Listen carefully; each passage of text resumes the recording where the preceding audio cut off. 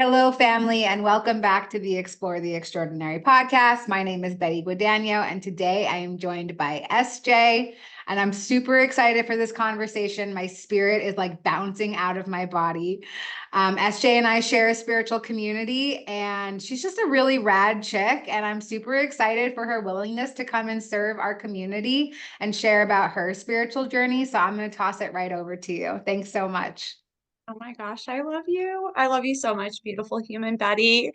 And thank you for having me. I'm like so honored. And my energy is just like pulsating through my body right now.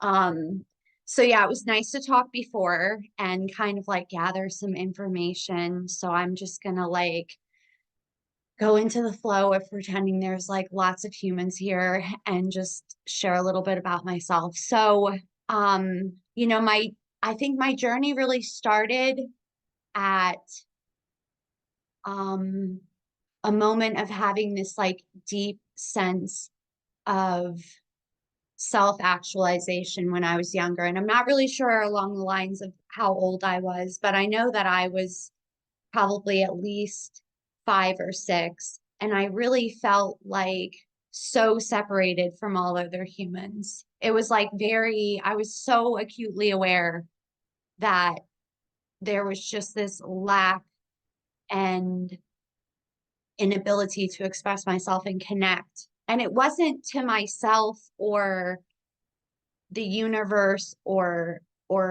being outside because that was my most favorite place to be, but it was just with others around me, my parents, my sisters, not really gravitating towards having friends growing up, going to school.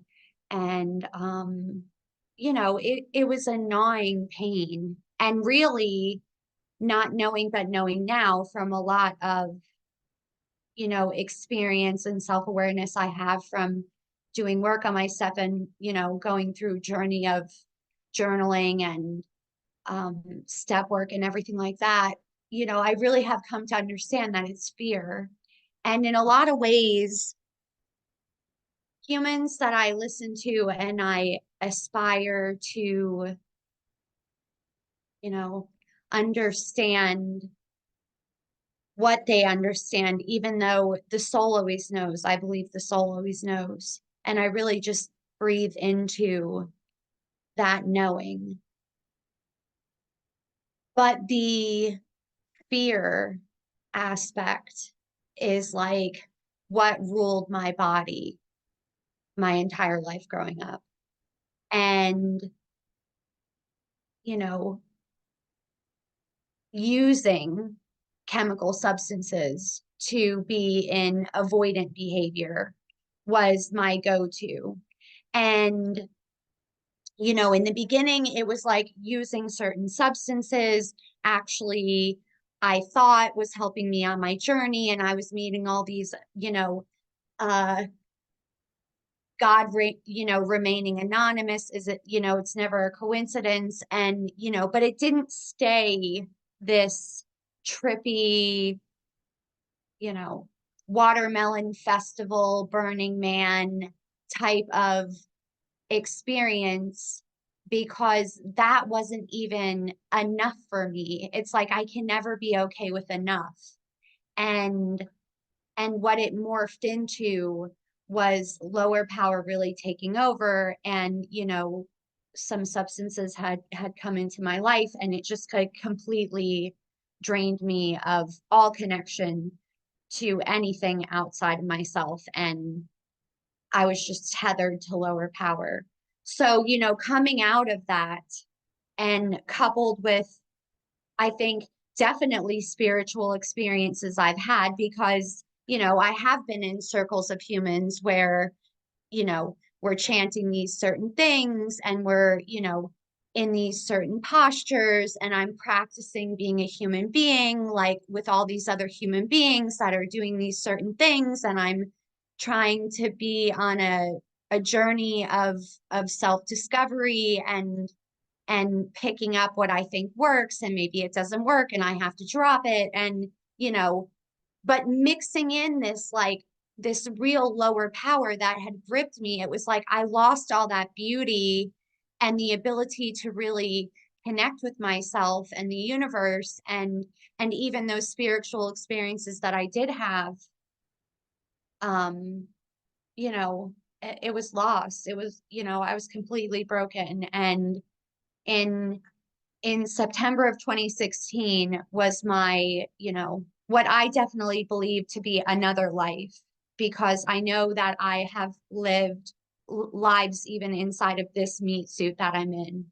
And I didn't go looking for it, and I didn't plan it, and it happened because in all intensive purposes, I died sitting on the sidewalk outside early September in 2016, and there was divine intervention through a human.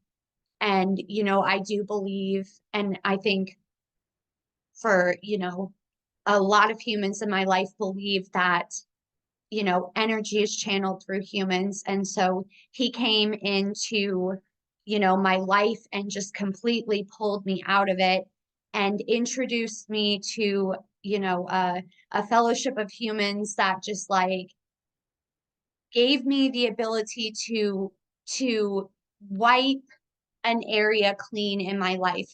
And I'm not going to say start over. I'm not going to say, that it felt like a complete renewal, but it almost felt like being in the woods and it's crowded and you come into a clearing and it's just, there's an area of just grass, and the trees are surrounding, and it's like metaphorically a resting place. And that's where I found myself. And from then, I've been able to unlearn to relearn a new way to live. And my father, my biological father, he passed away from what I also suffer with similarly, and I no longer suffer from it, but I had suffered in my life.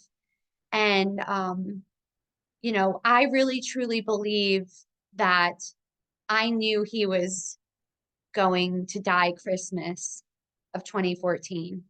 Like, we were together, and I woke up and he didn't. And that very morning, at the very hour of, like, it was in between 2 a.m. and 2:30, I woke up feeling like my dog had passed away. At the time, my dog was alive.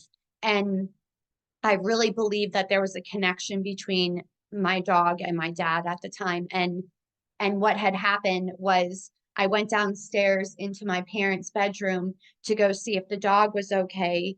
And there was this moment where I just touched my dad's foot, and I said, I love you. And then I went back upstairs and I went to sleep. And I woke up again and he didn't. And I believe that that was a huge moment in my life for sacrificing energy, and that I'm now here because not just my dad, because both my grandparents have passed on, and the same thing happened with my grandfather and I was living in North Carolina at the time, and he was here in this house with my mom, and my grandma had passed away right in the beginning of the pandemic. And I knew he was going to pass away, and I left my job and I told him I need the weekend off. And I brought Bryce up here, my son, and it was like boom, the next day he was gone. I had a conversation with him and I said, I love you, Grandpa, and I just want to let you know that everything's okay and you can go because I know you're tired. And it was like he went.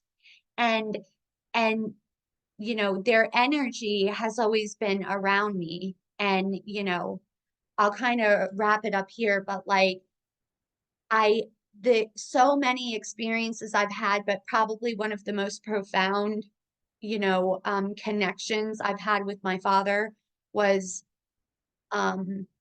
meditating prior to a meeting. I was a key holder, and I used to show up and just take some time after work, before opening my home group.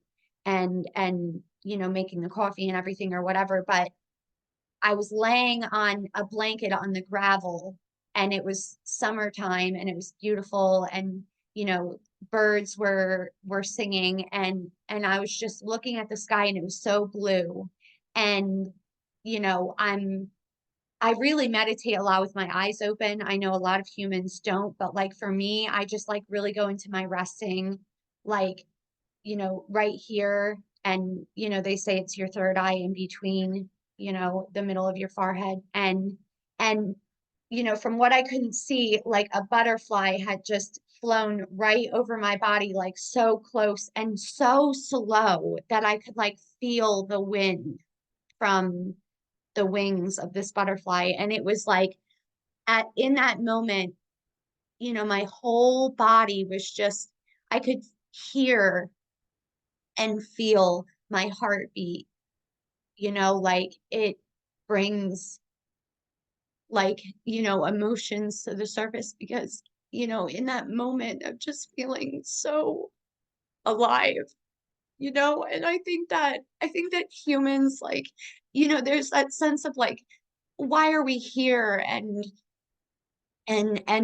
sometimes it's existential crisis and sometimes it's just a simple questioning. But for me, I think that there's purpose, and I think that fear and vulnerability is some of my favorite topics. And I just have spent the past 7 years really unlearning to relearn so much, and it's just been an amazing journey of not asking or wishing or praying or whatever, but just like being a human being, practicing being a human being inside of being a human doing, and being present for these moments.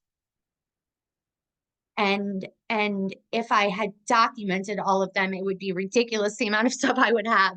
But I think that sort of is a lot of what I would say to someone if they wanted to know, a few special things about me that I truly channel into, my ancestors. And I know that when I stopped asking so many questions, life has just become simpler. So I think that's just where I'm going to leave it for now, because that felt like a whole lot. And hopefully this opens up some sort of channel. So I'm really happy. Thank you for letting me share. Thank you so much for sharing. I wrote down a couple of things that you said that really spoke to me. You said the soul always knows, and I love that. I recently interviewed somebody else, and we were talking about knowingness and how it's different from belief. And I love knowing that my soul knows, and that my human is allowed the mystery. Right? I'm here having a human experience, and I don't, like you should just share. I don't need to have all the answers. When you stop asking all the questions is when the information actually comes to you. And I think that's a really hard thing for me to wrap my human mind around, because I want solution, I want answer, I need to know, I need control. But my spirit doesn't need any of those things. My spirit is just like chill and knows and has faith. And I really love that. You also said that you had to unlearn to relearn to live a new way. And you said that a couple of times, the unlearning to relearn. And I'm curious, maybe let's talk a little bit about that. For people who are in a state where they feel like nothing is working for them right now, how do they get into a frequency where they can start to unlearn? What were some of the things that you found really useful? So for me, it was formally breaking down habitual rituals, because I think when I'm stuck in this emotional or even physical construct, my day to day is feeling tumultuous and monotonous and like this Groundhog Day.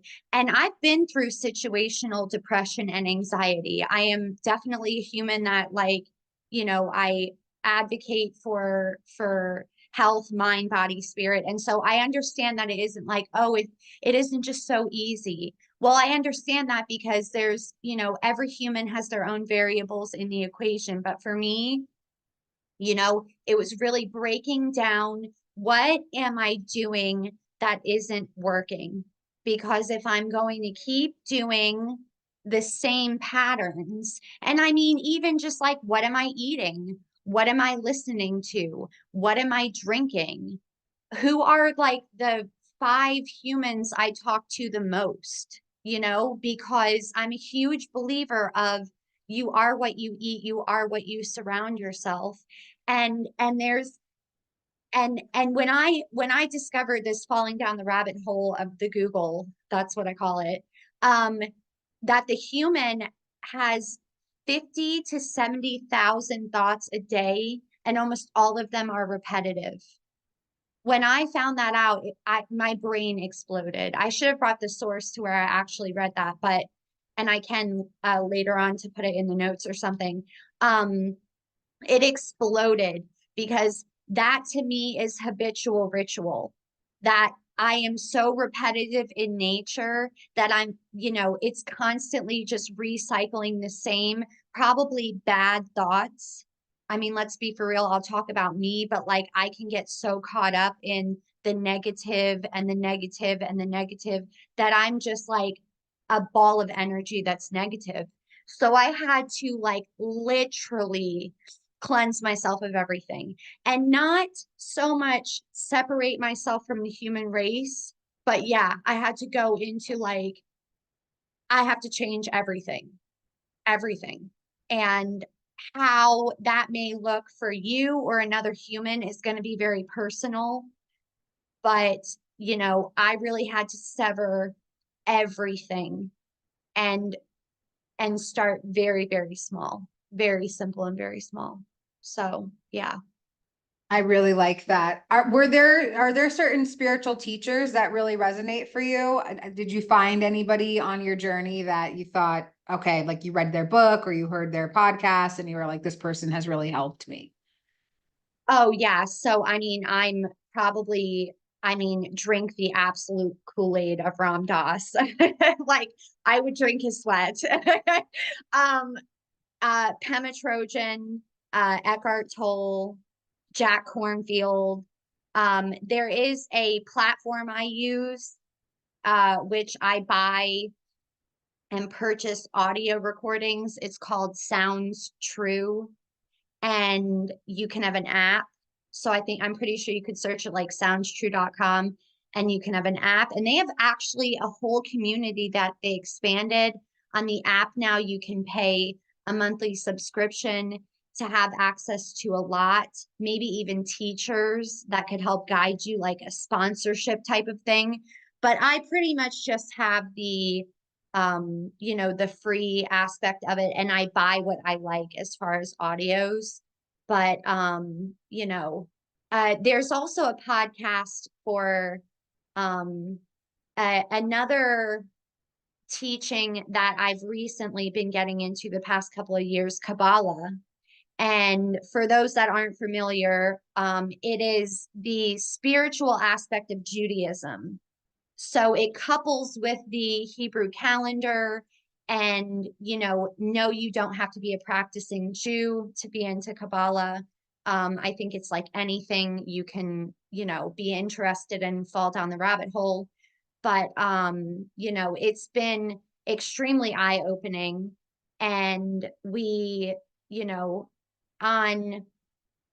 on the website that I go onto, which is Kabbalah, you can also have a membership on there where you have access to Zoom platform teachings, scanning of the Zohar. In the morning, I do a quick 30-minute weekly forecast. On Spotify, there's a channel that I follow called Spiritually Hungry. It's amazing. The founder of Kabbalah and his wife are the founders of the podcast, and they talk a lot about, you know, it has a lot to do with your natal chart. And so knowing your natal chart is definitely going to be very helpful. And of course, if you don't, there's lots of ways, but be careful, of course, obviously out there, because there's people that have misleading information. But, getting a natal chart done and then really being able to understand and look into your rising and your moon and your sun and, all the houses and planets and everything. But yeah, that's probably my, in a nutshell, like who I worship, Loki. I love that. So does astrology really speak to you? Is that one of the tools that you've utilized to assist you on the journey, or do you use it to help you with other human relationships too? Is it something that you find resonates? Yes. So, and I'm going to try to put this in the most understandable terms and not be so, using vocabulary I understand, but like, what helped me with my natal chart and astrology and being driven by, I've always been into the stars ever since I was a child. It was like I was absolutely obsessed with the universe and looking at the stars. And before I even knew what constellations were, I was like, why are those stars like that? And so yes, the short answer is I am a firm believer. It really doesn't matter to me what any other human might say, maybe making fun of, worshiping the stars and stuff. But yes, I think that the moon and the sun and planets, again, the soul always knows. Like there are things that I can feel, and then I'll go look at my moon calendar and I'm like, oh, now I know why I feel that way.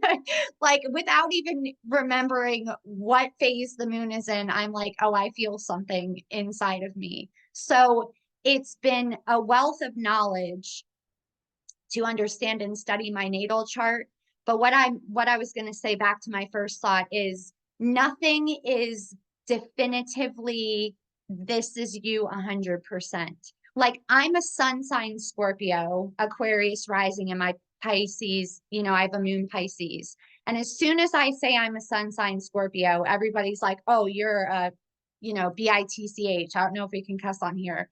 And I'm like, no, see, that's a stigma of like, of a sun sign, which probably happened from the newspapers only ever reporting what your sun sign is and giving you some sort of forecast on, oh, this is what your romantic relationship is going to be like this week. Like it's so 1992. Like we can't do that anymore, But what I do love is the awareness to say, okay, right, a Scorpio is known for these characteristics, but I have to take in all of my, natal chart and just common sense, which isn't always common. But, like just because I might have the tendency, because I'm a human and all humans embody the ability to act upon characteristics, doesn't mean I need to use them defectively or that I will automatically be in defective character.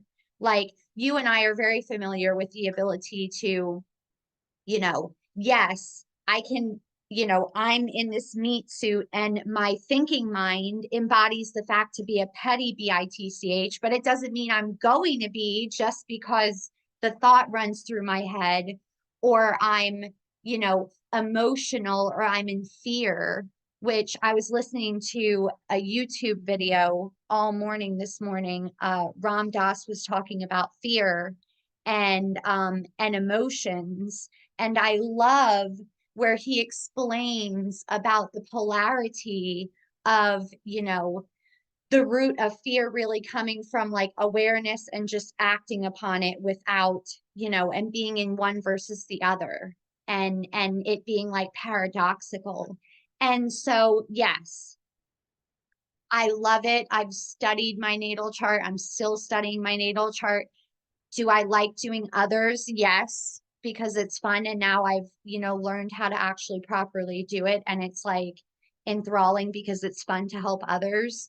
But I'm not going to like do your natal chart and then like judge you because like, oh, like you have Mars in Aries. Like, oh, I'm automatically like, you know what I mean? We're not being friends anymore. I don't do that because that's just rude. So I like to experience you organically because I would like to be experienced organically. And I think that we don't do that enough, you know? I think that's really beautiful and such a good reminder that, I think some of these tools are here. Well, number one, I think to help us connect. I truly think that. I think that numerology, astrology, gene keys, whatever sort of realm you go into that helps you connect with other people, like, oh, you're a Scorpio sun, I'm a Scorpio rising. Oh my God, maybe we'll get along. Whatever the tool is. I think that, again, they're all just tools. And it is amazing to be able to authentically connect with other people. And, the thing that I really love about you is that you're very brave in your authenticity. Like I shared, we're part of a spiritual community together, but it's not necessarily this aspect of spirituality that we share in that community. And, like it's very brave to you have this beautiful thing where you talk about being stardust, kind of squeezed into this meat suit. And I would love for you to share that. But I also, while you share that, if you will, I would love to hear about what it's like to be this authentic, free thinking version of yourself, even in spiritual communities that are based around open-mindedness, but not necessarily this realm of spirituality. So I'd love to hear some thoughts around that.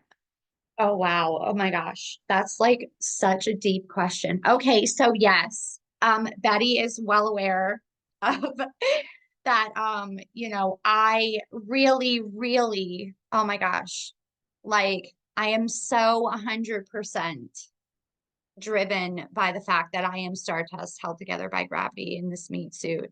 And that truly, it's mind boggling to think that like if gravity shifted at any point in time, it was like we wouldn't have enough pressure on our skin to hold us together. And just that fact alone, like I joke around that I did way too much psilocybin, but like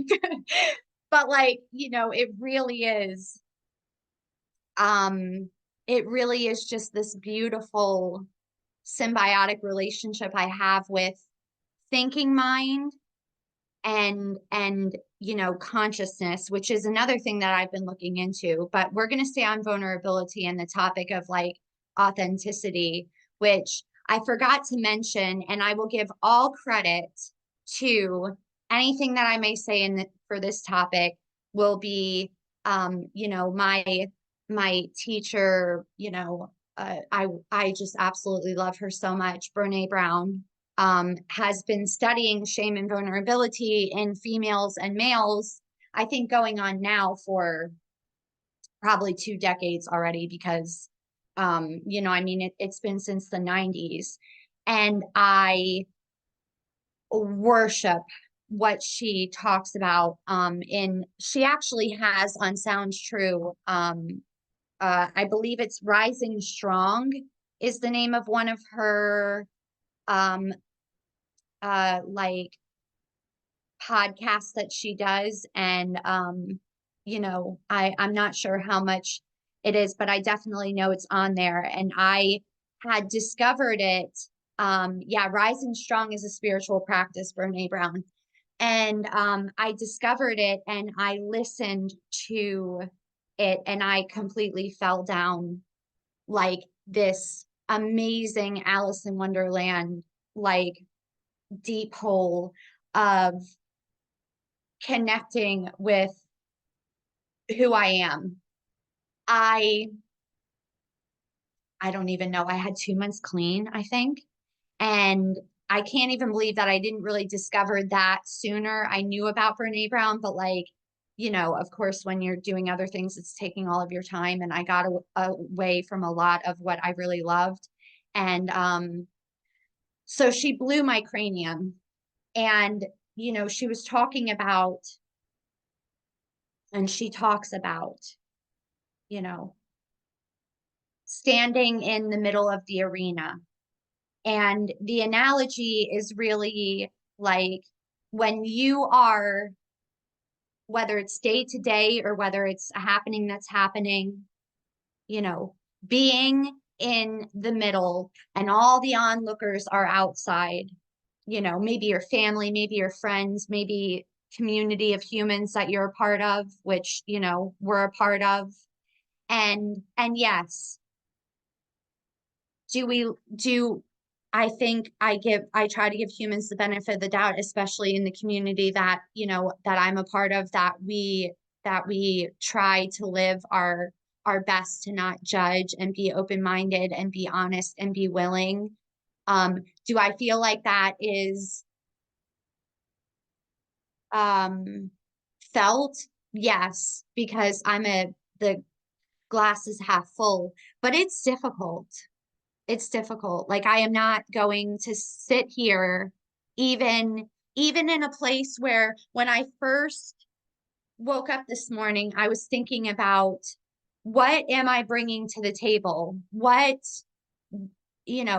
what in the sense of anonymity and being equal to all other humans, like, what makes my dialogue or whatever I may say, special enough to go on a podcast, that I wasn't even really sure. I think I didn't even look into it because I was like, oh my God, I don't even want to know, because I'm scared and freaked out, and I'll start judging myself, because when I live in authenticity, it's interesting that, like, comparison is the thief of joy, said by one of the most amazing, Theodore Roosevelt, humans that has ever lived. Like, who are you comparing yourself to, though, Sarah?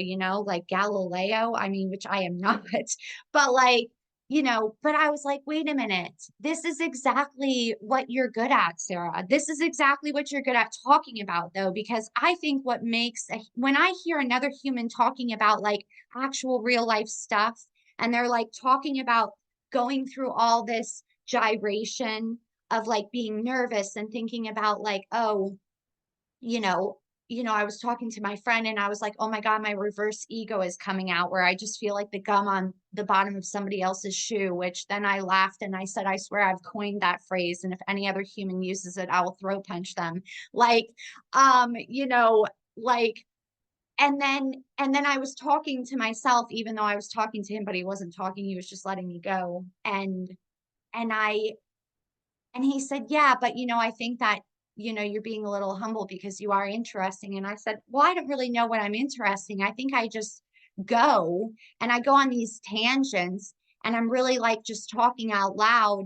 And maybe it's just like, this is what other humans think about, but don't really have like the wherewithal to say it out loud, because you are really worried about how you're going to seem to another. And I can tell you one thing, that the physical manifestation of what that feels like in my body after you stop talking, and you're like, don't worry about anyone else's body language or the energy that shifted in the room, which might be crazy to say, but I can be on a meeting with 30 people on the screen and feel their energy like shift all the way from wherever they're at, like come and swirl around me. And it's this feeling of literally being naked.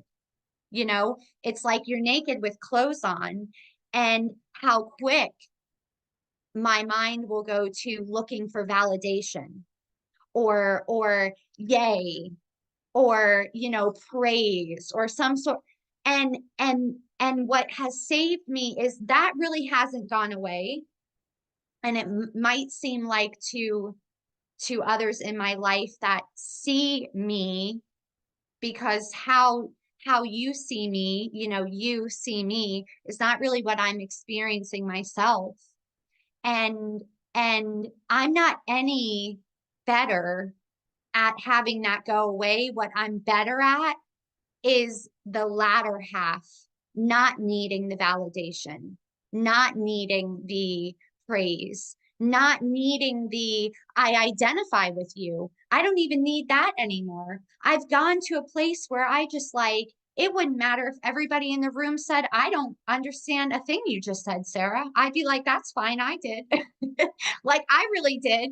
And I'm fine with it, because how it feels, how it used to be is like, I would get a rash. I would be like hot. I would be like needing that child inside of me. And I don't mean to go off the topic, but I think it does have a lot to do with vulnerability.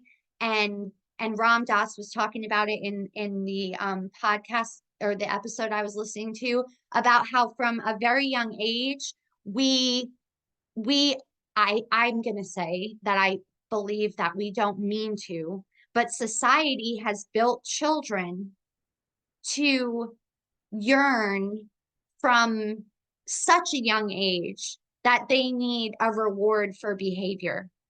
And I think what that has turned into is like attention seeking and approval.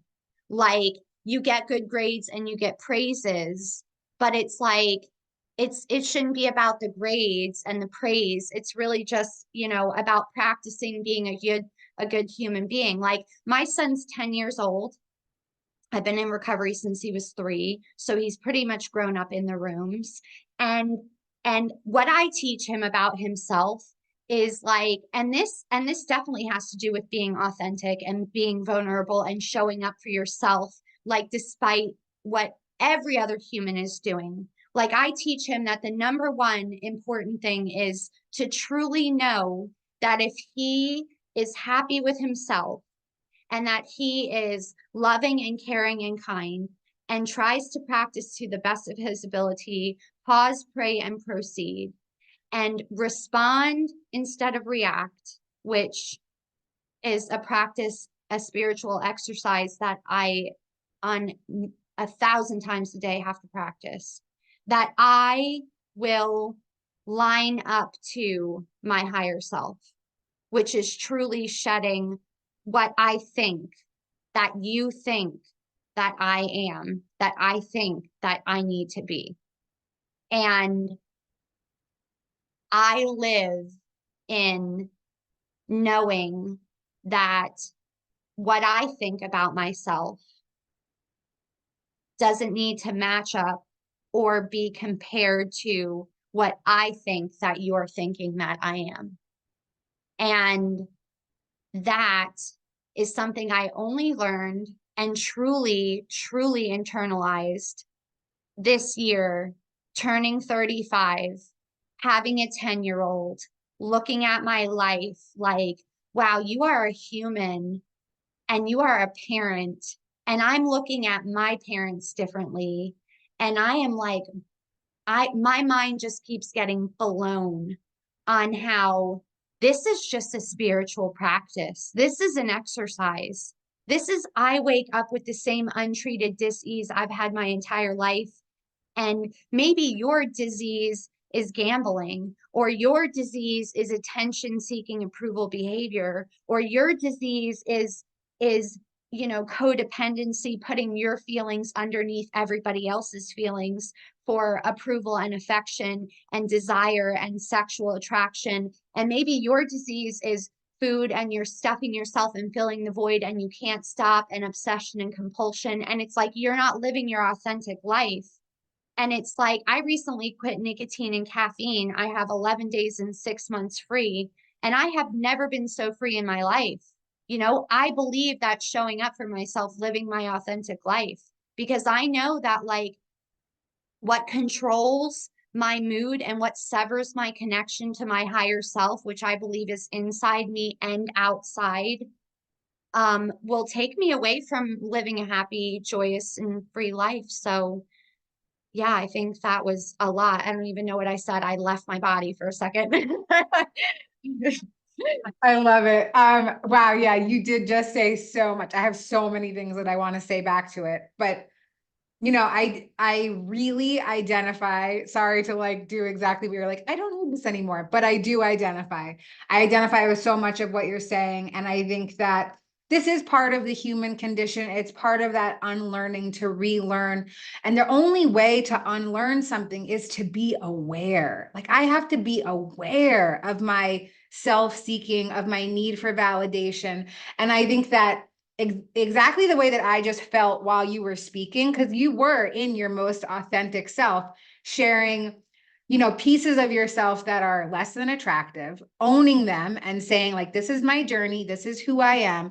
And like attracts like, which is why I wanted to have this conversation with you today and record it and post it, because I think that people are so fascinated by authenticity, and they think, how can that be me? Like, how can you be so brave and share about things that are like traumatizing and, again, like less than attractive, and just own it and just be it? For me, what really helps me with that is understanding that I am stardust shoved inside of a meat suit. Who cares? Who cares? Even real? Like, it's not. And it doesn't, I'm not discounting the fact that we are here having this human experience, but I know deep within me, this deep innate knowing that this is just a game. This is a dream. This is temporary. This is not real. So I'm going to live my life as loudly and authentically as I can to give other people permission to do the same thing. And so when I hear you in a space and I hear you sharing things that I'm sure half the people do not compute what you're saying, but I speak your language. And for me, that's so important. And I know that the people who watch podcasts like this one, where they're interested in spiritual experiences and the spiritual journey, they understand your language too. And the more of us that continue to speak this language, even knowing that some people it doesn't comprehend at all, the more we can find each other and create that realm of like more and more and more. And this paranormal becomes the normal. And, like this extraordinary becomes the ordinary. And that is what I think the whole point of all of this is. And like you just shared, the last year for you has been like this rapid sort of more realization. And I think that it's happening faster and faster for so many of us because something great is on the way, something big is we're on the brink of it. And I could listen to you forever, but for the sake of keeping this in a timely manner in the scope of a podcast, I just want to thank you again so much for your willingness, your authenticity, your vulnerability, your spiritual mission. I'm so grateful to connect with you. I want to see if there's anything else that you'd like to share to feel more complete about our time together today. Oh my gosh, that was beautiful. I just want to, I think, tie in, you brought in some anonymity for me. And I think if I left with any message, one, it would be that there's no one quite like you. You, whoever is listening to me, I love you. And if you're feeling not loved right now, just know that my feet are touching the earth in Virginia and I feel you and my heart's hugging your heart. And that one of the most beautiful teachings I've ever learned from Ram Dass is that and I think tying in a little bit of Pema Trojan with Buddhism, that we live and breathe in love and anonymity and equanimity, because I think when you were saying that we're waking up so much faster, I think that the collective consciousness of the ones that are not are equally important. So please take away that like love is the highest vibration of the universe, and hurt humans, but heal humans. And the more I separate myself, just because awareness is key and awareness is knowledge, doesn't mean I'm better than any other human on this planet. And I think that that's my message to whoever might be listening, that I strive for having the littlest separation to even humans that I don't like what they're doing. Because when I take away what they're doing from their meat suit, I actually love everyone. I might not like their behavior, but I actually love everyone. So that would be my last message to all of you beautiful humans. Wow, that is so well spoken, so well put. Thank you so much for that. It's a great reminder too, that like we're all love, even when it seems like we're not. I love that. I love you. Thank you so much for your willingness to come on and serve our community. And that's it. We'll see you next time. Thank Be well. you. Oh my gosh, thanks.